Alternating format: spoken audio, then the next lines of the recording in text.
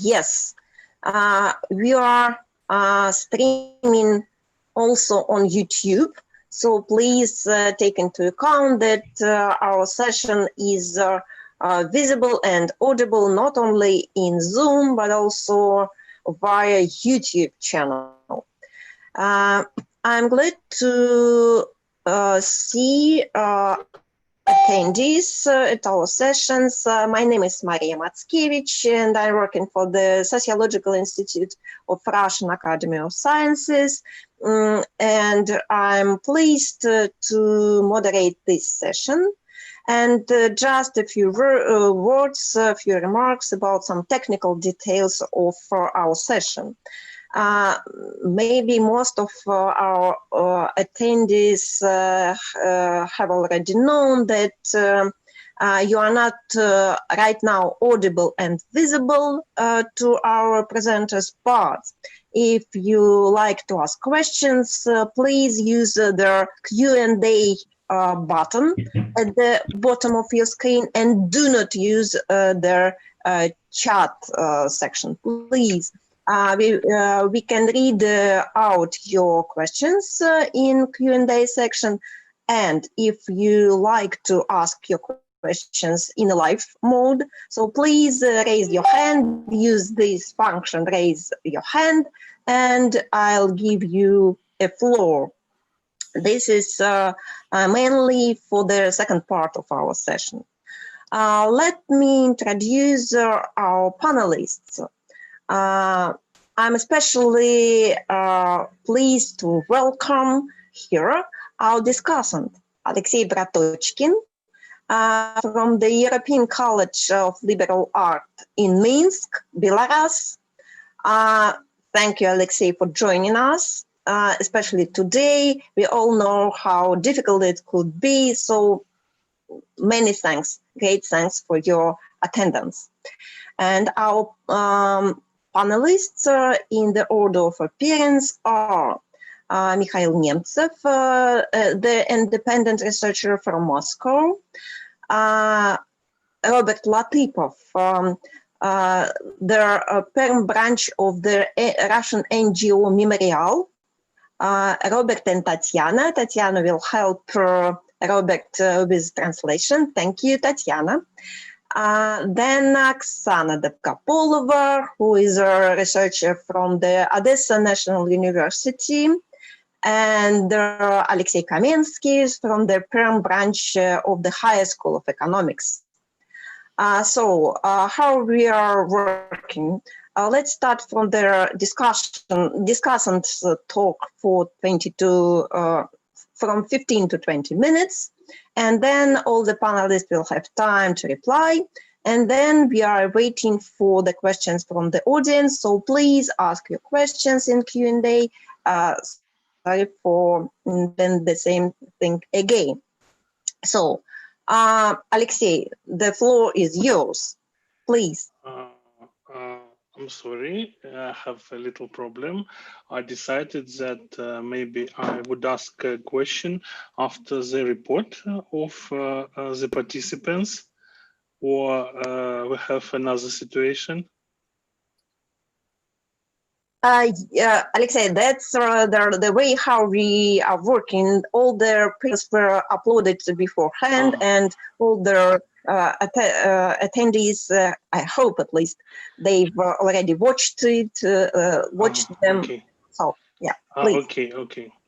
But maybe we try to organize our conversation in a proper way. For example, if I ask some question to the participant, to the authors of the report, and then we try to organize a discussion because Alexey, you are okay.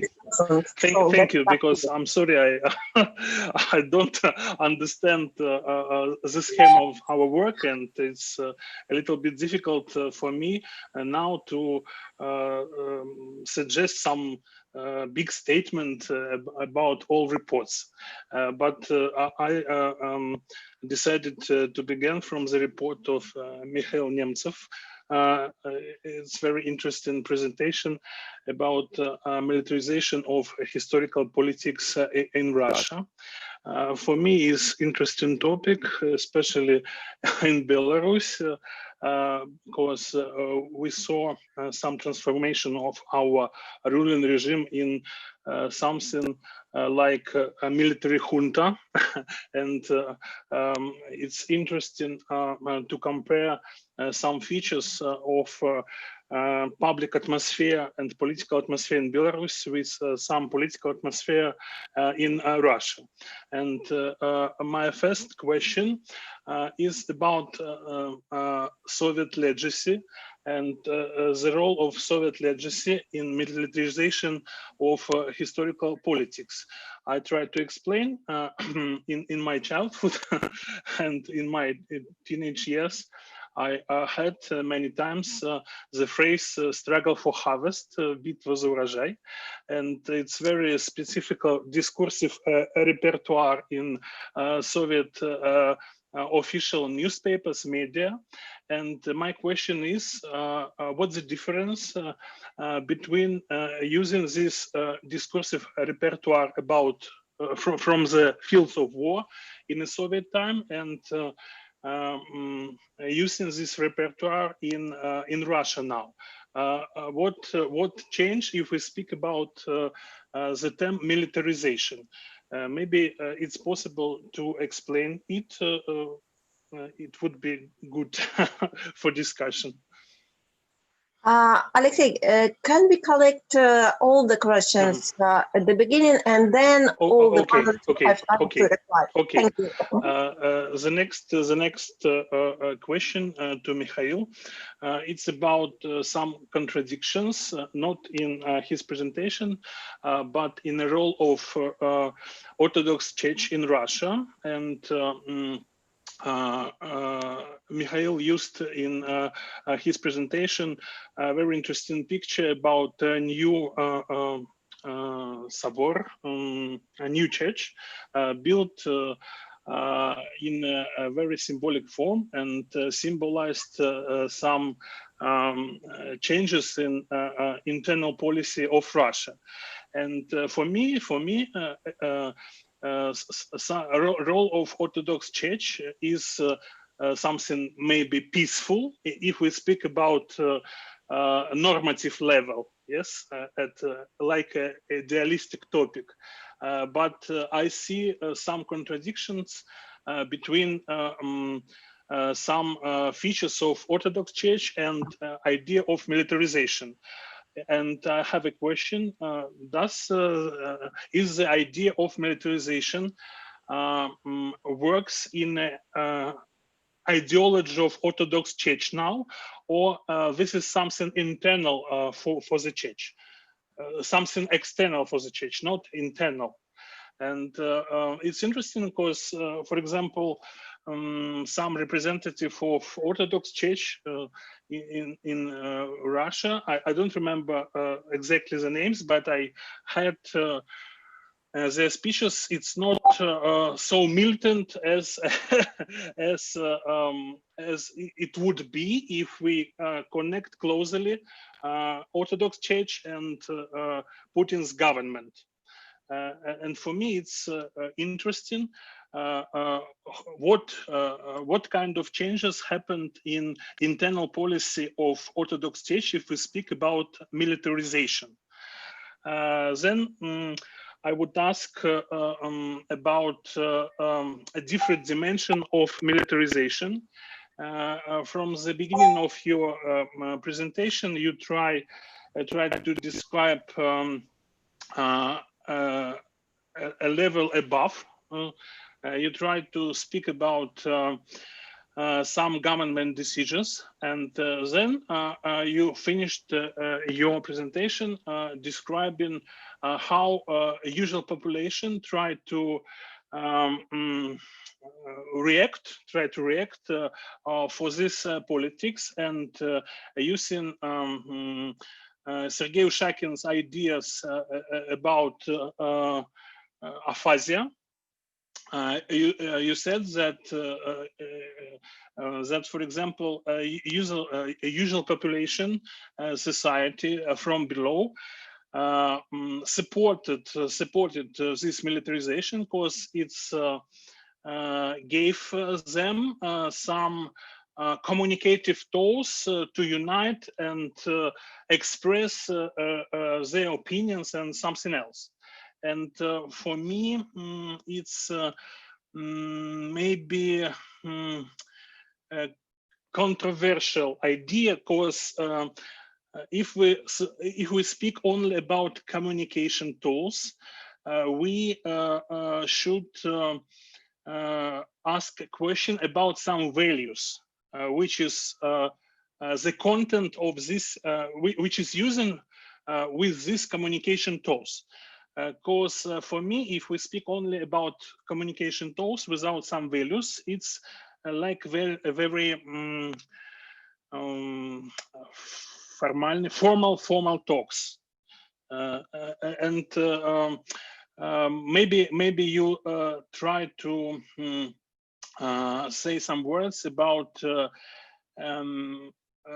some ideas which is widespread among the society, and it's interesting is these ideas are militant too or it's something another. And the second question, I want to speak about gender optics in the report. It's a little bit difficult to formulate, but for me, the discourse of militarization, it's very masculinative, very sexist, and thus we see some resistance to this discourse among other groups of society. For example, about feminist group or about some other groups, which and this group, I know this group tried to speak about violence among the society, and how maybe you describe this resistance, if this resistance exists. Thank you. I have 3 questions to Mikhail, and then we need I don't know what we should do now to hear Mikhail, or I should continue and ask some questions to other participants. Alexei, if all the panelists do not mind, so please let's proceed, and then the first panelist will have more time to think about your questions.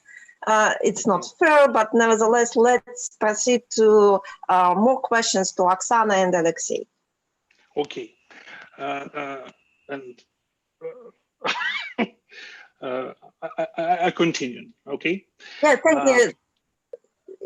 If it's not convenient for you, we may stop for a while and then give floor to Mikhail and Robert, and then proceed to the next part of our conversation. So it's is it hard to you to proceed, or we can stop for a moment?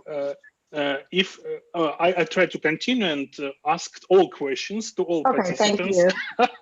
Thank you. But I hope that it would be good if maybe we have some panorama of this panel. And my next question is to Robert. Thank you for your presentation. For me, it was very interesting to have it because we have maybe similar situation in Belarus. If we speak about memory about Stalinist and state terror and violence. In Belarus, we have a very specific situation, which is remind me situation in Perm region and in Russia. For example, our state decided to approve an existing of monument in Kuropatty. It's a place of mass murders during Stalinist period near Minsk, and it's a place of memory which is very controversial, which was very controversial, and around this place of memory, we could see a long-term struggle between some Belarusian opposition forces and Belarusian government, and Belarusian government tried to appropriate the memory about Stalinist repressions and decided to create an official monument to this repression and try to control some interpretation of these repressions in school books, in media, and in connection with this process, when our political regime and their ideological resources and people who did it in ideological way, they tried to stop the discourse about state violence. They refused to talk about historical responsibility. They said, if we remind one round table in Belarus, they said that it happened many years ago, and now we didn't want to have some responsibility for this, because now it's a new time. And for me, it's I have one question about some discursive repertoire again, which we used when we speak about repressions. Since the 50s and 60s, we had two words, which is very important, rehabilitation and repression. But nobody investigate how these words appeared. Because, for example, some pro-Stalinist people in Belarus said now that our state rehabilitated everybody. And it's not important to discuss Stalin's repression again, because everything is finished. And I want to ask one question about this discursive repertoire. Maybe it's necessary to reinterpret these terms, rehabilitation and repression. And maybe it's necessary to try to replace it in another interpretation context. Because, for example, at the beginning of 19th, one of the French historians, Nicolas Vert, said about Khrushchev's period that it's a time of governing destalinization, управляемая десталинизация. And that is all. My question is, does we need to reinterpret all this discursive repertoire, all traditional repertoire, all scheme about rehabilitation and repression, maybe in another way? Because you showed in your presentation that in contemporary Russia, we didn't speak about people who were criminals. We only speak about victims. Maybe it's time to relocate responsibility and maybe relocate our focus of point of view from the victims to the criminals, to the responsibility of state. Maybe it's one of the way to begin a new, to find a new approaches to this old scheme. Thank you for this. Maybe next question is a question to Oksana Dolgopolova. Thank you for your very interesting presentation. For me, it was interesting because I'm a half Jew, and a history of my family was a typical history of Belarusian Jew who were lost during period of World War II in Belarus. And if we speak about memory of Holocaust in Belarus and Ukraine, we can see a very interesting dynamic. This dynamic you describe it in your report, that we have some models of interpretation of this legacy of World War II. If we speak about Holocaust, first model is a model of exclusive model. If we speak about sufferings of main cultural group, and then we try to describe sufferings of other people, but we don't understand how it was connected during World War II, how we now can unite this different experience. If we speak about such background as Holocaust and World War II. Especially if we use the term genocide in the context of World War II. Another model is an inclusive model of memory.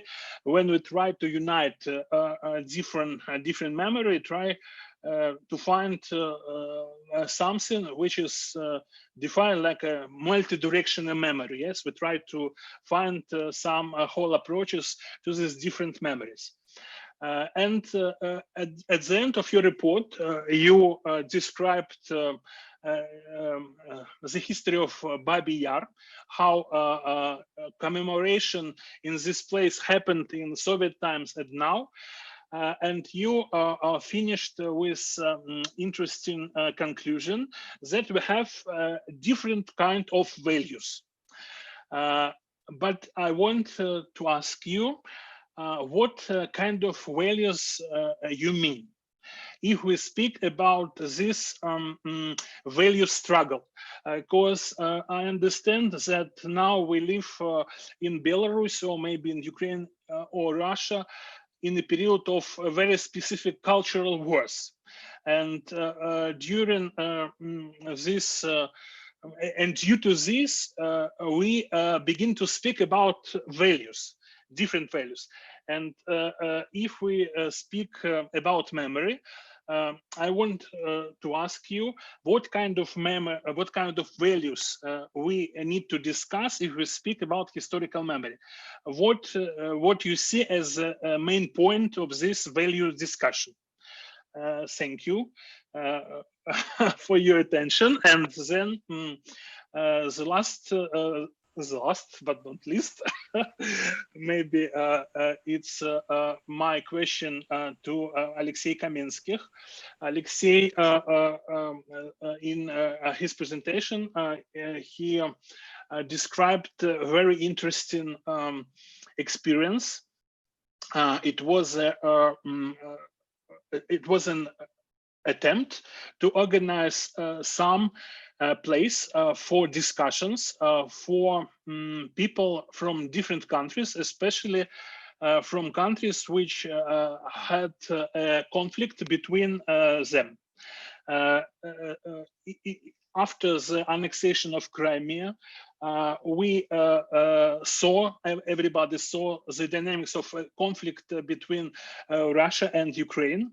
And when I was in some Ukrainian towns and met with some colleagues, they said that almost every contact between scientists from Russia and Ukraine stopped for a long period of time.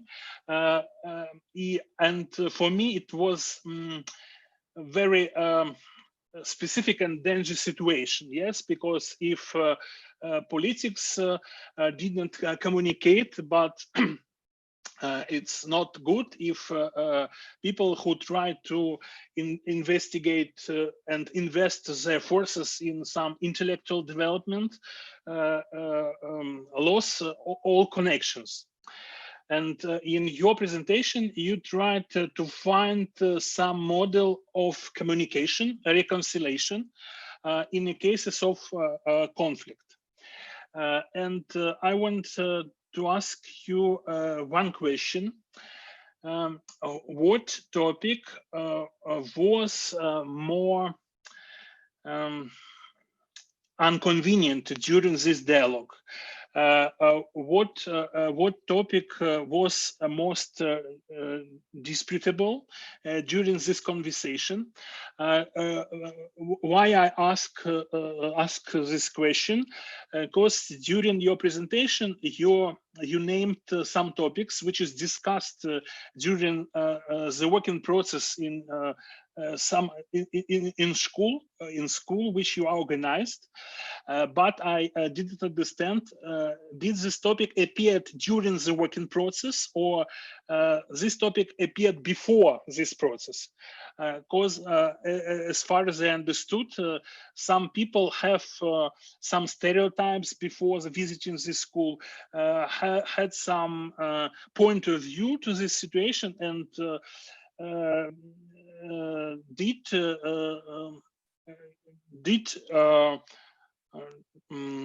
some process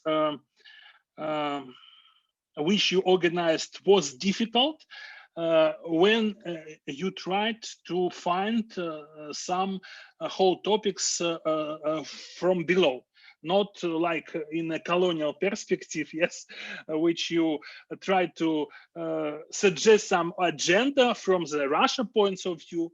Maybe you try to find another way to organize the dialogue between people, students, intellectuals from conflicting countries.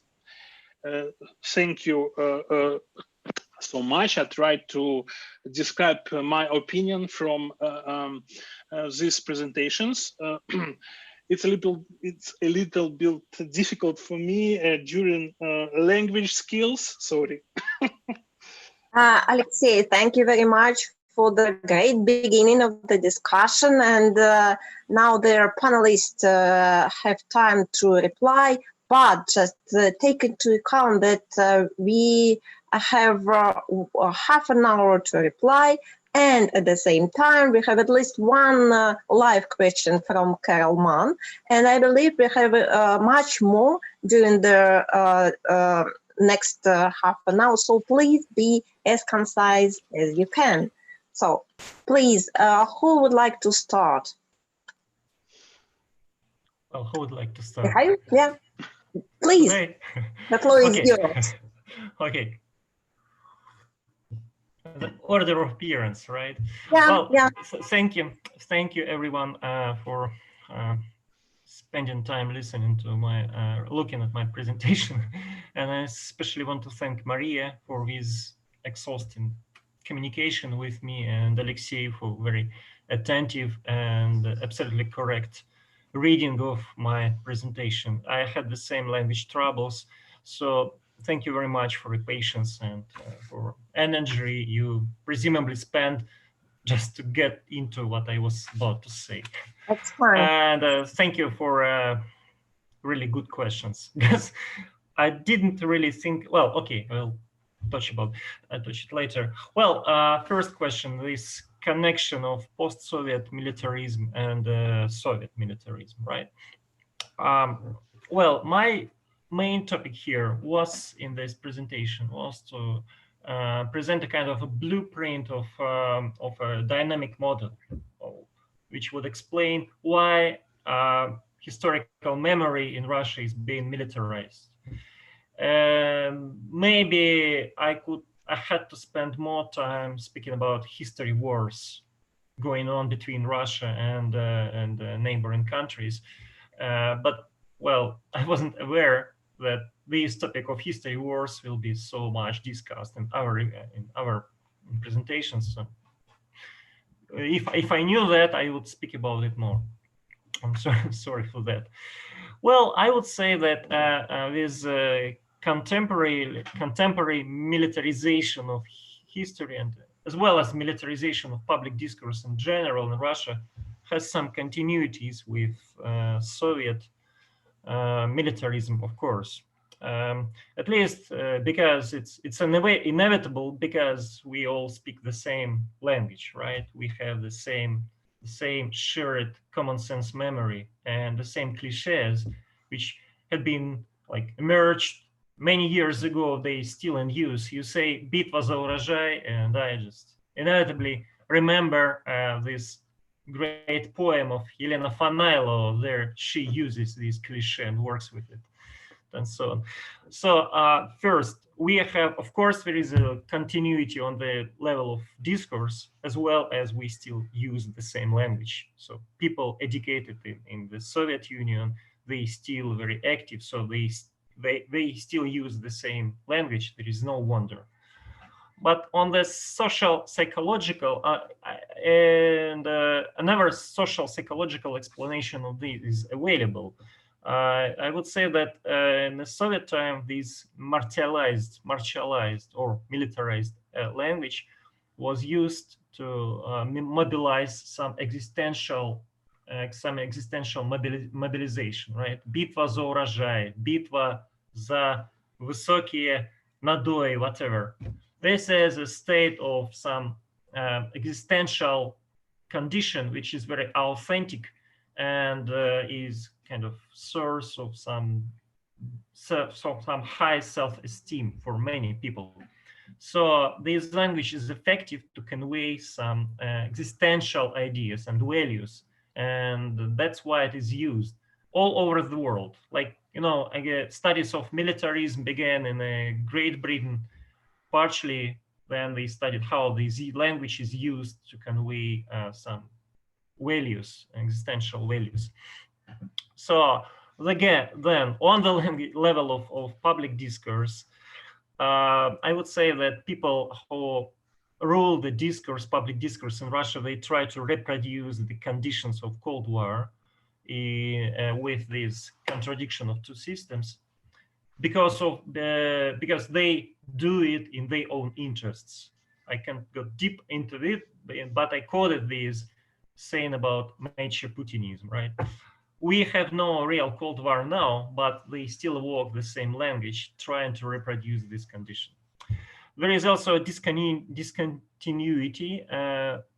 First of them is obvious, is that during the Soviet period, militarism was perceived as a necessary means to restore and keep peace, while now in Russia, peace is not any value anymore. So military state of war is eventually discussed as a necessity, as a destiny, as something that a nation cannot avoid.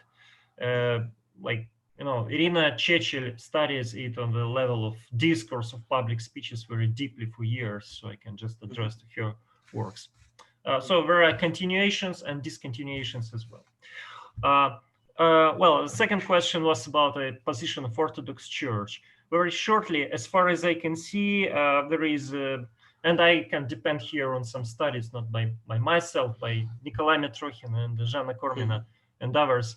There are struggles between different parties in the Orthodox Church.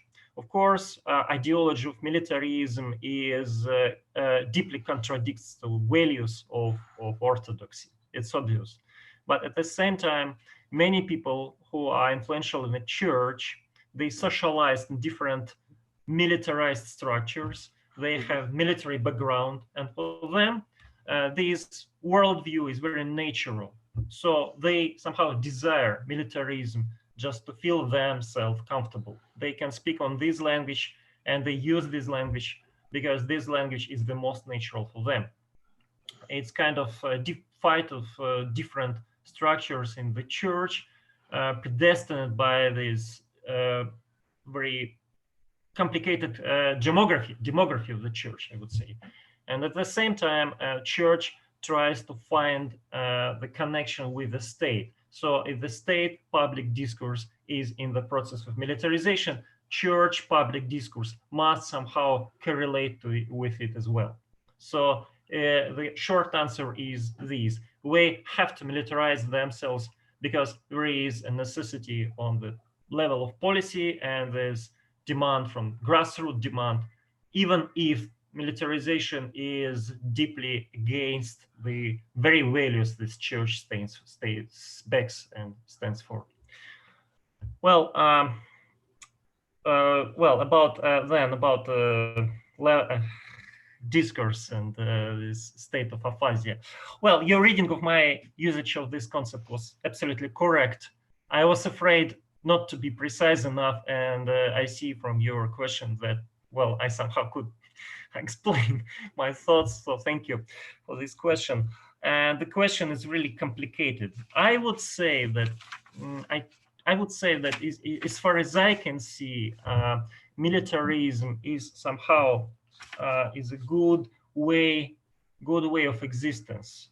If we see that many people voluntarily take part in different military activities, like paramilitary activities, military games, they wear camouflage, they enjoy this military history, and so on. And for them, history of country is predominantly the military history. Okay, Russia is not unique in this sense. I see the same process in the United States now. We all can see this. So, like, really, millions are taking part in different military exercises and paramilitary exercises and so on. So there are people for whom militarism is a set of values as such. I would say that values are connected with dignity, with human dignity, with authenticity of living experience, and with pride. In the history, we need sources to feel ourselves proud, and military victories is the first numbers in the list to be proud of. So if we speak about militarization of history, we at the same time imply that people get some solid grounds to be proud of and to establish their personal identities on the history. And I think it makes sense to think about it in this way. The last question about gender, of course, well, yes, just, sorry. Maria, I'm sorry, I just don't hear you. Микрофон выключен. Yeah, just a second. Terribly sorry, but we have so short time to, and so many questions. We can see them. Yeah. So sorry, just two words. Well, two words. First, yes, it's very gendered, and second, no, there is no obvious resistance to the militarization, neither on the side of feminist activists nor on any other side. That's it. Thank you. Sorry for being long, but well, thank you very much. Thank you. And Robert and Tatiana, are you ready to reply?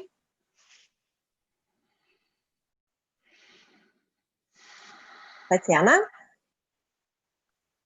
Well, okay, we'll try the simultaneous translation to save time. Okay. Алексей, вы абсолютно правы. Right saying, да, хорошо.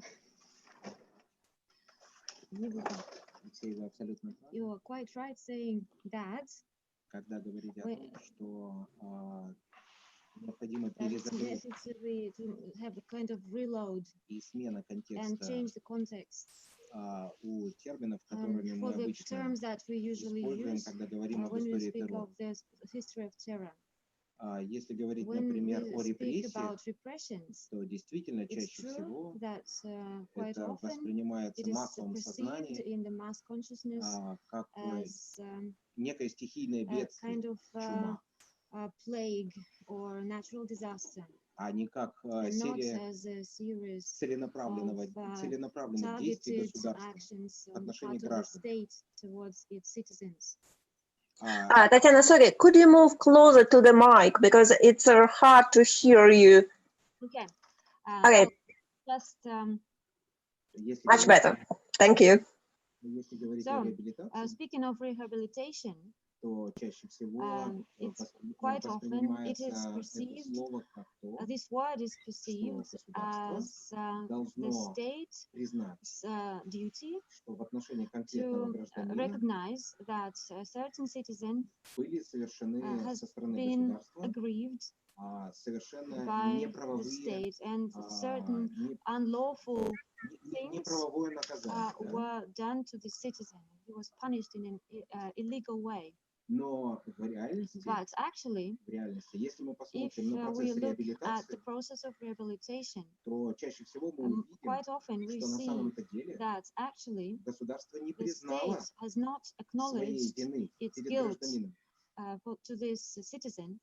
Если вы And посмотрите if you look at the архивно-следственные дела archives, the cases in the archive, и and формулировки, the formulations по которым according to which давалась реабилитация гражданину, rehabilitation осужденному was по made 58 статье, to people who had been convicted и under которого the чаще всего Article расстреляли 53, who had been shot в годы Большого террора или during the после, Great Terror or after that, то чаще всего мы увидим, что quite often we see человека that реабилитируют this не person потому, was not rehabilitated что because были фальсифицированные some доказательства и само evidence обвинение, was false, or there was some fraud, or there was no crime at all. а его реабилитировали But по he was процессуальным основаниям. rehabilitated because there was something wrong with the process. То есть, грубо говоря, не допросили еще Like каких-то других людей, no да? additional witnesses had been не questioned, соотнесли какие-то or some факты. some facts had not been used in this case. Сам факт The фальсификации, actual facts сам of a fraudulent факт того, criminal что case, or людям the инкриминировались fact that совершенно people безумные were преступления, accused of которые really не могли crazy вообще совершить. crimes which they had never been able to commit, Например, like как шпионаж в being пользу a Германии spy for или Germany Японии, or Japan. которые предъявлялись совершенно малограмотным Very крестьянам, illiterate да, или peasants had рабочим. been accused of things like that. Этот факт никто у fact, нас ни в хрущевское время, Neither ни in Khrushchev даже в time постсоветское nor время in не post-Soviet рассматривал. time, nobody has ever looked into these facts. То есть действительно, It's true. если говорить о When пограничном we speak about the характере памяти о borderline терроре, то character она, of безусловно, memory of the отражается terror, и it is в отношении reflected к in the терминам. attitude to the terms that we use.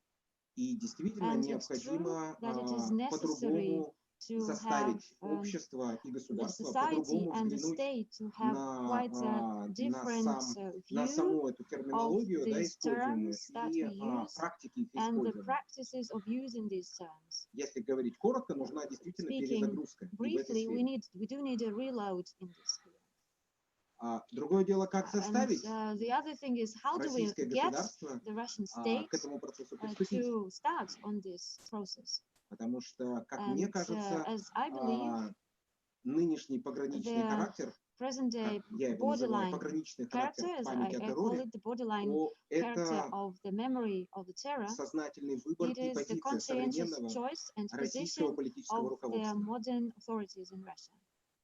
Это It сознательный is выбор. what they have actually Нынешнему chosen, государству выгодно and it is, оставаться вот в такой вот позиции. it's an advantage for our state to be preserved in this position and not change it. Спасибо.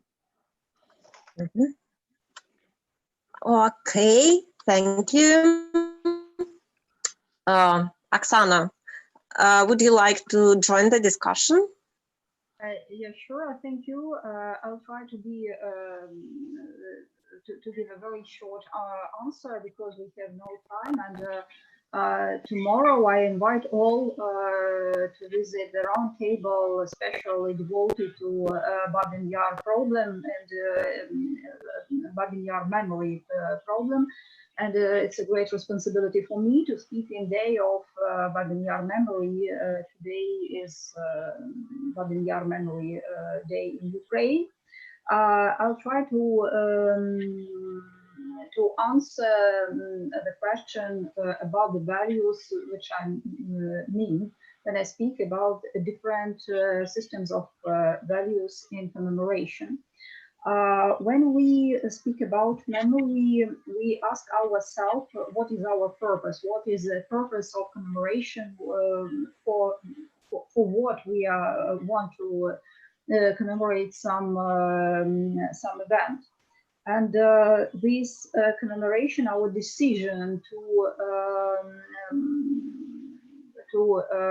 commemorate some event, is connected with our system of values.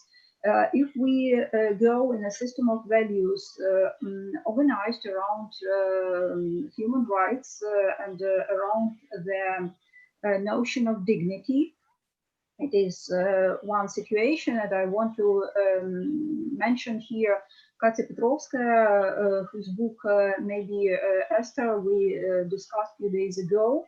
In this book, she tells about a friend whom she met in Babin Yar and asked him, have you read this here? And he became angry with this question.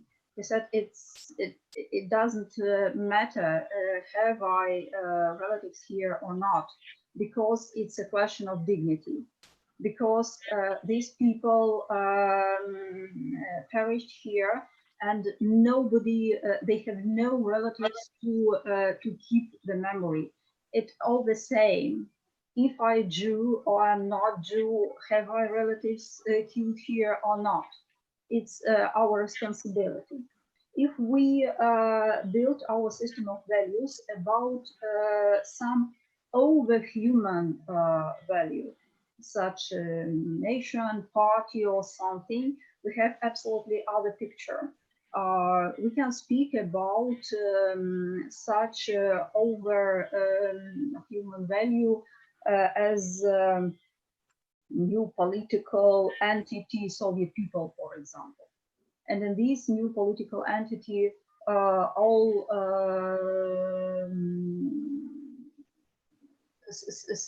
separate person dissolved.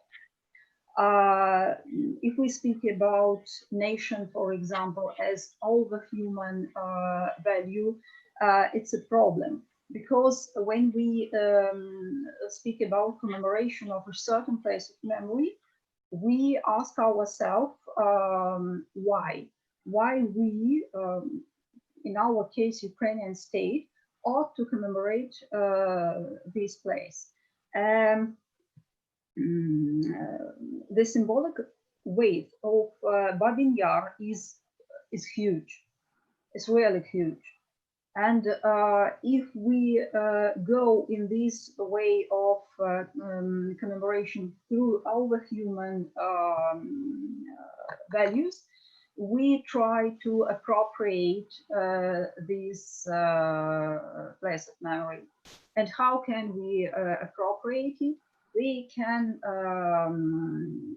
explain that it's not only a place of Holocaust. Because a Holocaust is hardly inscribed in national history.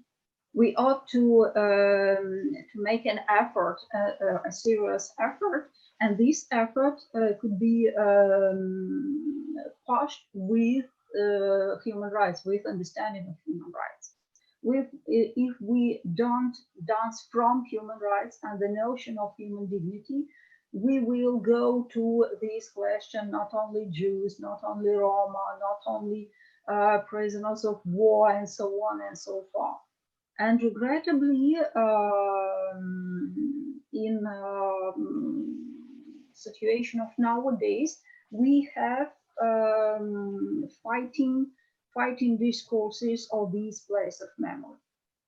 So maybe I will finish my answer because we have no time to Alexei.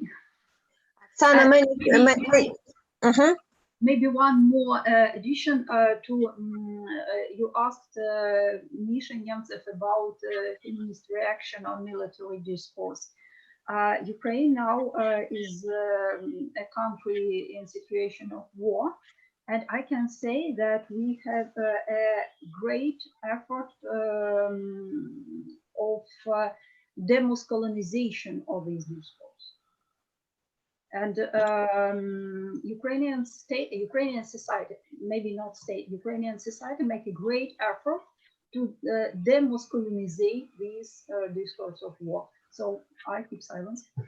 Oksana, thank you very much, because partly you gave an answer to Carol's question about, she wrote the question to you and to Robert, and she asked as well about their attitudes toward massacre in Ukraine, and she made a comparison between Vichy regime in France and what is happening now in Ukraine, and you partly answered. And if we have time, you may have more time to answer later. But right now, let's go to Alexei's reply. So, Alexei, please, the floor is yours. Thank you. Our project of our student school, international school, students from four countries participated in it, from Russia, Ukraine, Belarus, and from Germany. Yes, this project was thought in a situation of military conflict between Russia and Ukraine in 14 and 15 years. The main reason of this project was the situation when the appealing to the past, appealing to the history, was used as a weapon of war, as one of the dimensions of real military conflict. And as historians, we, organizers of the school, aimed to elaborate, not so by ourselves, but with our students, to elaborate such language of history, such historical discourse, which cannot be used as a weapon of military conflict. And we aimed to create a situation in which our students could seek such wording, such statements, such optics, and so we have chosen such historical complexes of events which are shared for all our four countries, for Belarus, for Germany, Russia, and Ukraine. And to imagine such world, hypothetical future world, in which a situation was possible, which a historical textbook written by our students could be a real textbook. And our students really wrote fragments of such hypothetical textbook on the divisions of the Polish Commonwealth, on the revolutions of 1917, 1921 in Russia and in the states of Eastern and Central Europe, including Ukraine, including Belarus, including Germany. The situation of the autumn of 1939, from German perspective, Belarus perspective, Ukrainian perspective, and Russian perspective. The situation of the problem, of collaboration in the years of the World War II. We don't concretize what collaboration with Nazis, with Soviet, military collaboration, non-military collaboration. What narrative could you elaborate, dear students? And for the problems of post-war deportation, change of border lines, and so on. And these cases were distributed between the 5 student group, each of which was consisted from a student from Belarus, from Ukraine, from Russia, and from Germany. 4 students in each group.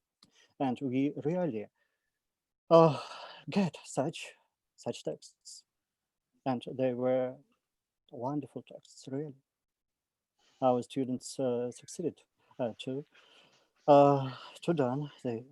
do this task. Thank you. Thank you, Alexei. About questions, we maybe have a couple of minutes for a second round of replies from the participants, because we have so far one important methodological remark from Istvan Santha in our Q&A section about the how important it is to separate political and criminals, and how we describe the situation in terms of this ambiguity. And that's really important. Thank you, Istvan. And then we still have questions to Robert and to Oksana from Karel Mann. And maybe, Oksana, you partly talked about a question from Karel. And maybe, Robert, did you read the question? Could you reply, please, here?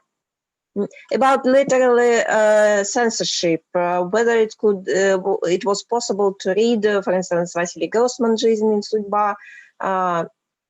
Please. Оксан? Yeah, we can hear you. Давай, говори. Окей. Мне трудно судить, насколько сегодня существует литературная цензура. To talk about literary censorship at present. Скорее говорить о том, что она реально каким-то образом существует, наверное, Maybe I cannot say that it exists in some obvious way. Вопрос только в том, насколько эти издания, например, подобно книге Василия Гроссмана, они сегодня изучаются в школе.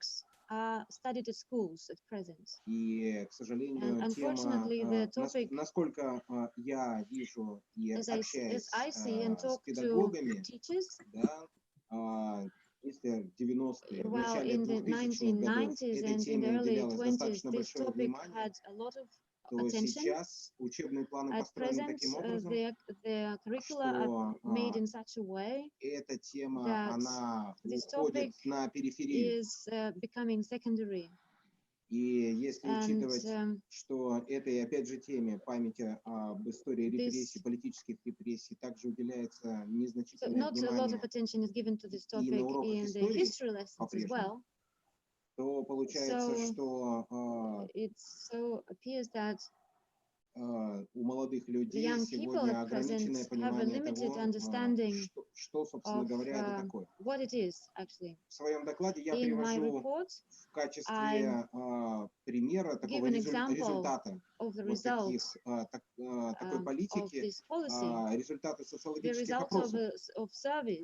В марте прошлого года были опубликованы результаты социологического опроса Центра Левада-центра, да, который проанализировал не только последние опросы молодых людей, но и тенденцию по сравнению с другими годами. К сожалению, картина получается удручающей, потому что больше половины молодых россиян вообще ничего не знают ни об истории репрессий, то есть у них нет какого-то даже представления о том, что это такое, о чем их спрашивают. Поэтому вот это как раз говорит с одной стороны, о пограничности памяти, а с другой стороны, я как раз хочу повториться о том, что это сознательная политика государства, когда эта тема, она при том, что она официально, о ней можно упоминать, тем не менее, об этой теме глубоко и комплексно говорить с молодым поколением никто не хочет и не будет. Кроме отдельных преподавателей, кроме таких отдельных гражданских институций типа мемориала.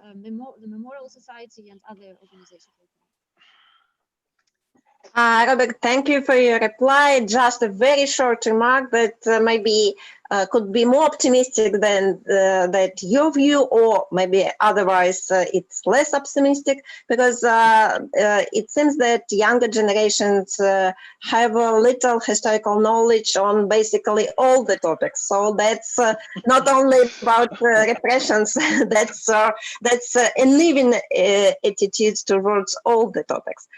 So that depends on your view, how pessimistic or optimistic it could be seen. Okay, Oksana, maybe a few words, and then Alexei Kamensky, he asked for a few words too. So please, Oksana. Very quickly, the question of collaboration is really one of the most difficult questions in each country. Yes, and we really see in each our countries that sometimes criminal and victim appear the same person. Speaking about Ukraine, I told about commemoration of Babin Yar, but we have no museum of Babin Yar in Ukraine. But if you want to know how Ukrainian researchers work with the time of collaboration during the Second World War, you can look at the work of the Museum Territory of Terror in Lviv.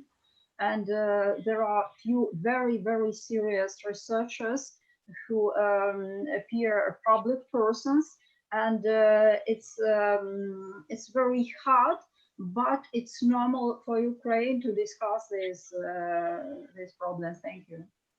Mm-hmm. Thank you. Alexei, you you wanted to add something to your talk, so please. Thank you. Yes. Oh, really, one word, literally. Alexei was completely right when he spoke about. Alexei, we are losing you and your sound. Alexei, that's so bad luck. We can't hear you. You are frozen for a while. So that's that's really a bad luck. Just a second, because right now we have a few seconds to make an announcement for the coming sessions, because all of you, of course, are invited for next sessions of today, and of course for tomorrow and on Friday. Today we have 2 more sessions, or maybe 1 session and 1 plenary event. And so please join us and join our business meeting on October 1st. And just everyone is invited and is welcome. We lost Alexei, unfortunately. No, Alexei is back. Sorry, yes. Alexei. Yes. Yeah. Problem was with an internet connection, but well, yeah. All right. Now we can hear you. Yes. The main foundation of our students is the common framework of values for communicative process of elaboration, development of language for language of historical conciliation. It is the framework, value framework of or the value of human life and human dignity as the only unconditionable value. It's very simple. It's very simple. Thank you. That's it. Thank you, Alexei, and thank you all for so fruitful discussion. Alexei Bratochkin, thank you very much for your thoughtful comments. And as usual, we have not enough time to discuss all the questions we would like to. Nevertheless, thank you to all panelists and participants from so different regions, and to our attendees. Sorry for not having enough time to ask all your questions, to discuss them, but nevertheless, so important points to discuss that maybe we need more events, discussions workshops on these topics. So hope to keep all of you in touch. So hope to see you later, and for the next sessions too. Do you have some last remarks or questions, maybe just very short ones? Dear panelists, would you like to say something just for the last second? We support your idea to meet at different meetings, and it will be productive. Yeah. Yeah. Sure. Yeah. Let's keep in touch. Thank you all. See you. I hope to see you next on next sessions. Bye. Thank you. Bye.